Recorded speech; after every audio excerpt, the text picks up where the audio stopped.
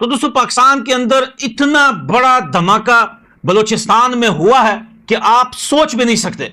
और इस धमाके की आवाज जो है ये चाइना और अफगानिस्तान में भी सुनी गई है। ये इतना जोरदार धमाका था, ये पाकिस्तान के बलूचिस्तान में कोस्ट गार्ड कैंप पर हुआ है, जहां पर दोस्तों 30 से 35 के लगभग, जो पाकिस्तानी मीडिया रिपोर्ट है उसमें बताया जा रहा है कि 30 से 35 पाकिस्तानी आर्मी के जो सोल्जर्स हैं इसमें मारे गए हैं। ये तो बड़ा फेमस हो गया दोस्तों, इनका ये कमेंट है मौलाना फजलुर रहमान का, ये तो बहुत ही वायरल हो गया। Take off your uniform and fight elections. ये उन्होंने आसिम मुनीर को बोल दिया था कि तुम जो नेतागिरी कर रहे हो वर्दी पहन के क्यों कर रहे हो, वर्दी अपनी उतारो, सिविल ड्रेस पहनो और जो नेतागिरी करनी है करो। In Pakistan there is not an inch of territory जो टेररिस्ट कह सकें कि ये हमारी है। Yes they are on the run, वो भाग रहे हैं, वो इस गार में होंगे, उस पहाड़ पे होंगे, इधर छुपे होंगे, उधर भागे होंगे, आएंगे, हमले करके गायब होकर चले जाएंगे। और आपने बलूचिस्तान का भी जिक्र किया जो टेरिटरी अनइनहैबिटेड है, ऑल टुगेदर अनइनहैबिटेड, थोड़े से, यानी कि 43% of the Balochistan has just 16 seats in the national assembly, जिसकी वो 300 सीट हैं, उसमें 16 सिर्फ उसकी हैं। इतनी सी पॉपुलेशन है। दोस्तों कुछ ही दिन पहले मौलाना फजलुर रहमान ने यह बोला था कि बलूचिस्तान लगभग पाकिस्तान के हाथ से निकल गया।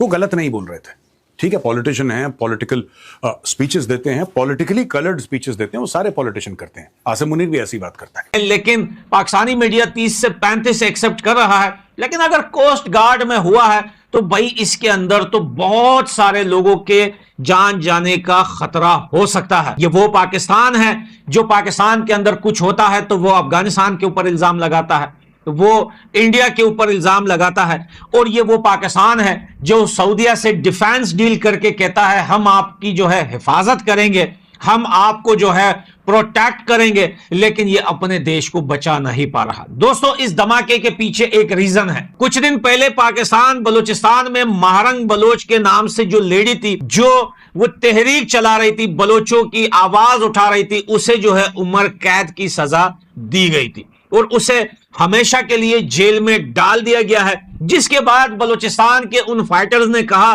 कि अगर मारंग बलोच को नहीं छोड़ा गया या उनके ऊपर जो फैसला हुआ है अदालत में उसको चेंज नहीं किया गया तो हम पाकिस्तान में इतने बड़े बड़े धमाके करेंगे कि आसिम मुनीर की नींदें हराम कर देंगे। जिसके ऊपर पाकिस्तान के पॉलिटिशियन, पाकिस्तान की मीडिया वो बीएलए के ऊपर हंस रहे थे, उनका मजाक उड़ा रहे थे, लेकिन फाइनली बीएलए ने इतना बड़ा धमाका बलूचिस्तान में कोस्ट गार्ड के ऊपर कर दिया कि भाई अब तो वाकई में आसिम मुनीर की नींदें और पतलूनें दोनों ढीली हो चुकी है। सो पाकिस्तान इज सर्वाइविंग। पहले तालिबान बनाए, फिर तालिबान खत्म किए, फिर इंडिया का एक एक्टिव थ्रेट है, फिर इंटरनल अब प्रॉब्लम्स हमारे पास आ गए हैं। बट पाकिस्तान की हालत लीबिया, इराक, सीरिया जैसी नहीं हुई।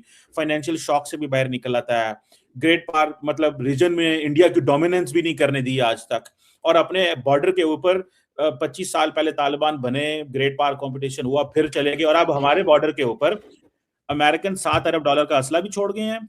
वो तालिबान भी वहीं पे हैं, वो दहशतगर्द भी वहीं हैं। नेटो हाथ साफ करके चला गया, भाई हमसे ये काम नहीं होगा, अब तुम जानो, पाकिस्तान जाने और हम जाने। इसके बावजूद we are surviving and making our way. What do you make? And then एक सिक्योरिटी स्टेट है। लेकिन fact of the matter is that Baloch liberation army ने उनकी स्पीच के बाद एक बहुत बड़ा एक्शन किया बीएलए ने, और कहते हैं कि पाकिस्तान के 45 फौजियों को एक बार में फड़का दिया। कई सारे अटैक्स हुए, लेटेस्ट अटैक जो हुआ है बहुत बड़ा अटैक है और 45 का नंबर कम नहीं होता, बीएलए ने फड़का दिया। Pakistani media has gone dark about it. Pakistani media को इसके बारे में बात करना नहीं चाहता। आप किसी से पूछो, कह रहे साहब हमें नहीं पता, हमसे मत पूछो। एक डर का माहौल है, इसलिए है कि खुद की फौज आपको नहीं छोड़ेगी पाकिस्तान में। अगर आप पाकिस्तानी हैं, अगर आप पत्रकार हैं और अगर आप बलूचिस्तान के ऊपर एक सच्ची रिपोर्ट सामने लेकर आते हैं तो फिर आप बच नहीं पाएंगे। आपकी फौज आपको गद्दार करार करके कुछ ना कुछ करेगी, गायब कर देगी, सॉफ्टवेयर अपडेट करेगी, धंधा बंद कर देगी, कुछ भी कर देगी फौज। बलूचिस्तान लिबरेशन आर्मी ने बलूचिस्तान को पाकिस्तानी सेना के खिलाफ युद्ध के मैदान में तब्दील कर दिया है। बलूचिस्तान के मस्तुंग जिले में पाकिस्तानी सेना के काफिले पर बलूच लिबरेशन आर्मी ने बीएलए के जानलेवा हमले में पाकिस्तान सेना के 45 जवान मार दिए गए हैं। ये बोला है कि साहब हमने ये हमला किया है और हम इसकी जिम्मेदारी लेते हैं, लिहाजा it should be said that the BLA has done this attack। अब यहां पे थर्सडे 16 जुलाई की बात है, लोकेशन नियर मस्तुंग, बलूचिस्तान। तो दोस्तों ये मस्तुंग है, यहां पे इसके ये जो इलाका है, खासतौर से जहां पे ये रेड आपको ब्लास्ट दिखाया है, इस इलाके में ये हमला हुआ। आप देख सकते हैं कि ज्यादा दूर नहीं है, ये अफगानिस्तान के बॉर्डर से ज्यादा दूर नहीं है। और ये जो पूरा का पूरा इलाका है दोस्तों, ऊपर से नीचे, अगले मैप पे मैं आपको दिखाऊंगा किस तरीके से बीएलए ने अटैक पर अटैक करे हैं इस साल। मैं 2026 की ही बात करूंगा इसमें, मैं ये नहीं कहूंगा कि 10 साल से कितने अटैक हुए हैं ना, I am only talking about 2026। तब आपको पता लगेगा, एक खास पैटर्न इमर्ज करता है कि बीएलए कितना हावी हो गया है। और अगर हमें यह लगता है कि सिर्फ ये अटैक से ही आप बीएलए का पावर जज कर रहे हैं, नहीं, it is also occupation of territory, वो भी मैं आपको बताऊंगा। खैर, पाकिस्तानी आर्मी कॉन्वॉय को टारगेट किया गया, 45 पाकिस्तानी सोल्जर्स को फड़का दिया इन लोगों ने। पाकिस्तानी आर्मी ने अटैक कंफर्म करा है, लेकिन डेथ टोल कंफर्म नहीं करी है। पाकिस्तान में देयर इज अपराइजिंग्स इन गिलगित बल्तिस्तान, अभी जो प्रोटेस्ट हो रहे हैं मुसलसल, जहाँ पे 30-40 लोग मारे गए। बलूचिस्तान में टेररिज्म चल रहा है। इलेक्शंस भी हुए हैं, just to let you know, and there is a new government वहां पे।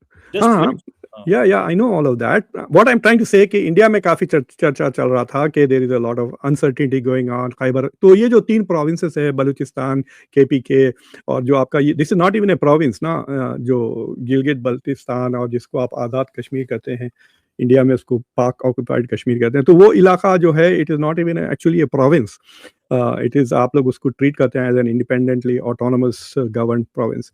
तो पाकिस्तानी आर्मी ये नहीं कह रही कि कितने लोग मारे गए, हां एक बड़ा हमला हुआ है, ये पाकिस्तानी आर्मी ने कंफर्म कर दिया है।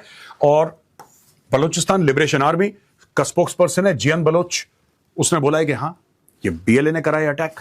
और उनकी जो फतेह स्क्वाड है, आपको पता है उनकी मजीद ब्रिगेड है, फतेह स्क्वाड है, उनके अलग अलग ग्रुप्स हैं। तो ये जो अटैक करा है मस्तुंग में, ये फतेह स्क्वाड ने किया है। और BLA claimed fighting was continuing when the statement was released.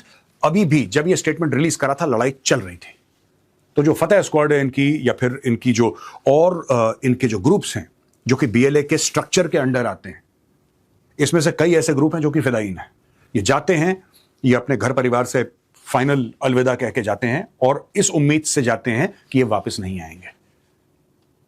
ये इनका माइंडसेट है बीएलए वालों का, जिन लोगों ने अटैक किया है पाकिस्तान के ऊपर। अब मैं आपको बताता हूं कहां कहां पे कब कब क्या क्या अटैक हुए हैं। ये बहुत जरूरी है दोस्तों, क्योंकि बलूचिस्तान आप मान के चलिए कि 80-85%, और ये बात मौलाना फजलुर रहमान ने भी बोली थी, ये मेरे वर्ड्स नहीं है, मौलाना फजलुर रहमान ने बोली थी, large part of Balochistan is gone out of the Pakistani आर्मीज control. इस हमले के बाद पाकिस्तान के हालात बिगड़ते जा रहे हैं। मुनीर आर्मी और शहबाज शरीफ के हाथ पैर फूल चुके हैं। असीम मुनीर बलोच विद्रोहियों को कुचलने की धमकी दे रहे हैं, मगर बीएलए इतना मजबूत हो चुका है कि पाकिस्तानी सेना उसका कुछ भी नहीं बिगाड़ पा रही। अब इस हमले के बाद लोग ये पूछ रहे हैं कि भाई बलोच आर्मी कितनी ताकतवर है जो पाकिस्तानी सेना के जवानों पर इतने बड़े हमले कर रही है, इनके पास में कौन से हथियार। ये जो पूरा इलाका आप देख रहे हैं नीचे से, ये गवादर, ऊपर अगर आप आ गए, ये पूरा इलाका, ये क्वेटा है। क्वेटा तो कैपिटल है बलूचिस्तान की, ये आप देखेंगे ये क्वेटा है, ठीक है। ये नीचे की तरफ सिंध आ गया, ये हैदराबाद, लड़काना, ये सब सिंध आ गया, ये सब नीचे वाला। लेकिन अगर आप और ऊपर की तरफ जाएंगे, तब आपको मैप पे दिखेगा किस तरीके से बीएलए ने ऊपर से लेकर नीचे तक पूरे बलूचिस्तान में अटैक कर करके इतने ज्यादा अटैक उन्होंने कर दिए बलूचिस्तान के ऊपर। और सिर्फ लेट्स ओनली डिस्कस 2026, पिछले 10 साल में कितने हुए? 9। 2026 में जनवरी से लेकर आज तक कहां कहां कैसे कैसे अटैक हुए, चलिए हम इसके ऊपर एक डिस्कशन करते हैं। अब अगर आप देखेंगे दोस्तों, ये जितने भी लाल डॉट हैं, जहां पे भी आप, एक तो आप देखेंगे length and breadth of Balochistan में हमले हुए हैं, length and breadth of Balochistan. तो आप ये देख सकते हैं किस तरीके से कहां कहां इन्होंने हमले करे हैं। अगर आप यहां पे देखें, 30 से लेकर 31 जनवरी क्वेटा में हमला हुआ, नोशकी में, गवादर, मस्तुंग, पसनी, खरन, कला, ये हो गया जनवरी में। फरवरी में अटैक हुआ नोशकी पे। तो आप ये है नोशकी, NO लिखते हैं, कोई NU लिखते हैं, बोथ स्पेलिंग्स आर ओके। तो यहां पे अटैक हुआ नोशकी में, फरवरी में अटैक हुआ नोशकी में, और नोशकी में जनवरी पर भी अटैक हो गया। कट दोबारा करेंगे, और नोशकी पे जनवरी पर भी अटैक हो गया। अप्रैल जिवानी कोस्ट, गवादर, तो ये जिवानी पे, ये देखिए सर, ये गवादर है। इसके और वेस्ट यानी कि टुवर्ड्स ईरान, ये ईरान का चाबहार आपको देख रहा है, जो इंडिया का पोर्ट है, इंडिया ने जो बनाया है, उसी के थोड़ा सा अगर आप वेस्ट देखेंगे तो आपको दिख जाएगा जिवानी। अब यहां पे जिवानी पे अटैक करा है अप्रैल में, और फिर मई में अटैक करा है चमन फाटक रेलवे क्रॉसिंग। ये हमने आपको बताया था, ये जो इनकी जाफर एक्सप्रेस है, बड़ी मशहूर है, पता नहीं 50 बार तो जाफर एक्सप्रेस पर अटैक हो चुके हैं। तो वो 24 मई 2026 चमन फाटक पर जाफर एक्सप्रेस पर अटैक हुआ। जाफर एक्सप्रेस पर पहले भी कई अटैक हो चुके हैं, हमने कई अटैक्स कवर भी करें जाफर एक्सप्रेस वाले। फिर से इन्होंने अटैक करा। फिर जुलाई में मांगी डैम, जियारत डिस्ट्रिक्ट क्वेटा से थोड़ा सा ऊपर है, you can say north east of Quetta है, यहां पे अटैक इन लोगों ने करा। फिर बेला, लसबेला, तो आप देख सकते हैं बेला ये है, इस इलाके में इन्होंने अटैक करा। फिर 14 जुलाई को जियारत डिस्ट्रिक्ट पे इन लोगों ने अटैक किया। जियारत डिस्ट्रिक्ट ये रही, यहां पे फिर इन लोगों ने हमला किया।